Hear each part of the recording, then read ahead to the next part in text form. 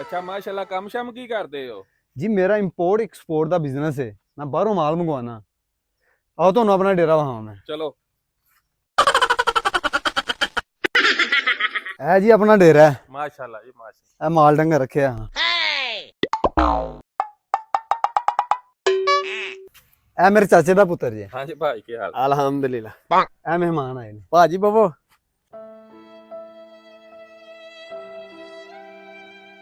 ਉਹ ਤੇਰਾ ਤੇ ਅੱਜ ਰਿਸ਼ਤਾ ਵੇਖਣ ਆਉਣਾ ਸੀ ਆਹੋ।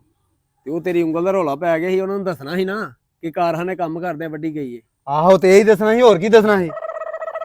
ਮਾਮਾ ਉਹਨਾਂ ਨੂੰ ਕਿਧਰੇ ਐ ਤੇ ਨਹੀਂ ਦੱਸ ਦਿੱਤਾ ਕਿ ਚੋਰੀ ਕਰਨ ਗਿਆ ਹੋਣਾ ਵੱਡੀ ਏ। ਏ ਮਾਮਾ, ਮੈਨੂੰ ਤਾਂ ਸ਼ਕਲੋਂ ਹੀ ਚੋਰ ਲੱਗਣਾ ਹੈ।